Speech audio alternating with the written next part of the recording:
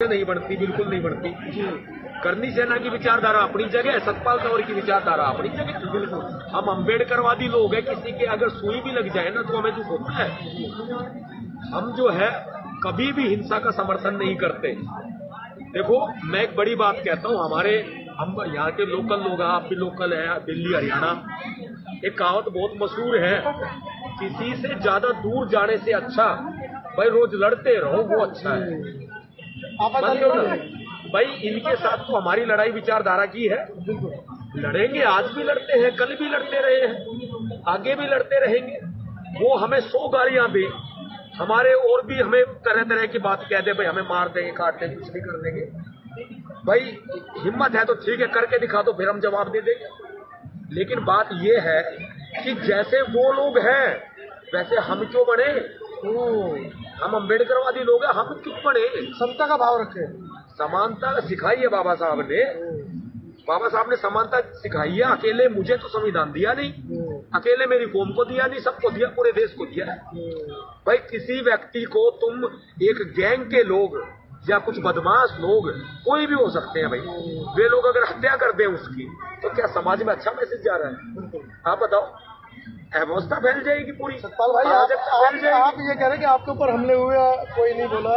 चलिए हो सकता है कि आपके तो संगठनों के आपस में लड़ाई झगड़े हो या वैचारिक मतभेद हो कि ये मुझसे मेरा कोई किसी से मतभेद नहीं है, दूसरों का जिन्होंने आपके बारे में नहीं बोला। लेकिन हम मीडिया कर्मियों की क्या गलती है भाई? हम 22 दिन जेल में रहे, हमारे लिए संगठन कोई भी राजनीतिक और सामाजिक संगठन। मैं माफी चाहूंगा अंतानी जी, देखो मुझे बाद में पता चला, मैं दिल्ली प्रोग्राम में आया था, मैं दिल से बोल रहा हूँ, पता चला मैं दिल्ली प्रोग्राम में आया था, जब आपने बताया था, मुझे पता नहीं चला बिल्कुल भी।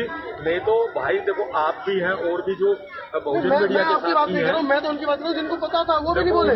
उनको पता, किसी को पता हो, मैं नहीं कह सकता। मुझे अपने कंधों पर भरोसा है, मैं किसी दूसरे के कंधे पर रखे क्यों बंदूक चलाऊं? बिल्कुल है ना, मुझे अपने कंधे भरोसा है, मेरा कंधा नहीं टूटेगा, दूसरा आदमी दे जाएगा दगा, भरोसा थोड़ी ना।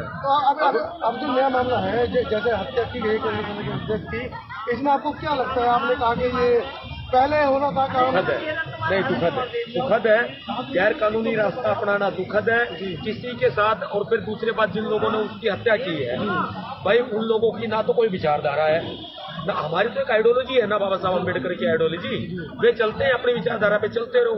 हम हिंसा का समर्थन नहीं करते तो मतलब नहीं करते। उसके बावजूद आपके ऊपर हमले हो रहे हैं भाई, हो रहे हैं ना। जो लोग हमलावर होते हैं वो किसी के नहीं हो सकते सगे। आप देख लो, जिन्होंने उसके ऊपर हमला किया है वो उसी की जाति के लोग हैं जी। आप ये देखो, अच्छा कल को कोई बहरूपिया, आप एक बात बताओ भाई जी, आप अब सवाल लेना, बहुत सारे लोग हैं, मेरे से मीटिंग होती है किसी की, मेरी पीए मैडम उसका आधार कार्ड मांगने के साथ साथ उसका जाति प्रमाण पत्र भी मांगती है। अब हम अपनी इस व्यवस्था में बदलाव कर देंगे, मेरी पीए मैडम खड़ी है साथ में, वो सुन लेगी, हम इस व्यवस्था में बदलाव करेंगे क्योंकि हमें खुद सीख मिली है। हम अब सिर्फ जाति प्रमाण पत्र नहीं लेंगे, जो आदमी गेट से भीतर आएगा सतपाल तंवर से मिलने के लिए उसकी जांच भी करेंगे। अच्छा,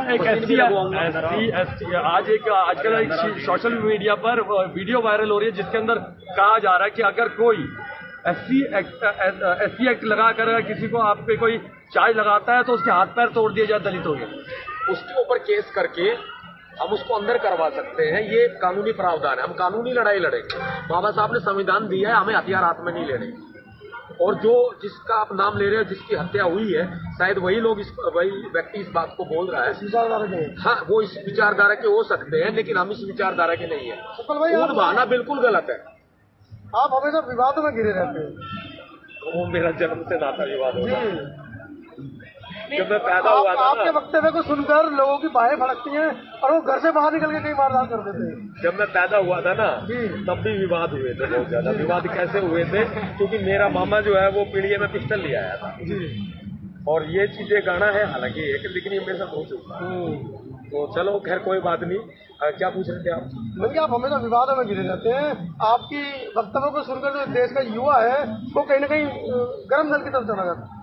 अंतानी भाई, गर्मी भी जरूरी है, गर्मी ना हो तो मौसम बिगड़ जाएगा। उनसे पूछ के देखो जो ऊंची चोटियों पे रहते हैं जहाँ कभी बर्फ पिघलती है, मानते हो ना, इसलिए गर्मी भी जरूरी है। अगर गर्मी नहीं होगी तो खून का संचार कैसे होगा? फिर वही बीपी बढ़ेगा, है ना।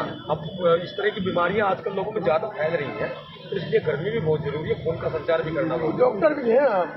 हाँ, मनुवादी कीड़ों को मारने वाले। मेरा एक सवाल है आपसे, आपकी भीम सेना है, भीम आर्मी भी है भाई, बहुत सारे कई सारे संगठन हैं बहुजन समाज के। तो राजनीति जब आप कर ही रहे हैं बाबा साहब को लेकर, तो बाबा साहब की लड़ाई को अगर लड़ना है आपको, तो एक ही मंच पर क्यों नहीं आगे लड़ते, क्यों अलग अलग संगठन बना रहे हैं? देखिए मेरी बहन, हम जो है ये आप राजनीति बाबा साहब के लिए कह रहे हैं, बाबा साहब के नाम पर राजनीति नहीं है, बाबा साहब की विचारधारा को आगे बढ़ाने का काम है। और मैं थोड़ा ब्रीफ में आपको बता भी दूं, भीम सेना का निर्माण मेरे और मेरे साथियों के द्वारा 2010 में किया गया था। इसके बाद जो भी संगठन आए हैं वो भी हमारे भाई, वो हमारे से अलग नहीं है। जहाँ जरूरत पड़ेगी। अभी आपने एक बात बोली कि बाबा साहब को लेकर राजनीति नहीं है, बाबा साहब को लेकर राजनीति नहीं होती तो अभी जो भीम आर्मी जो चल रही है हर जिले के अंदर, उसके साथ बीजेपी की गाड़ियां ना होती। देखिए वो जानते हैं वो गलत करेंगे तो गलत होंगे, सही करेंगे तो सही होंगे।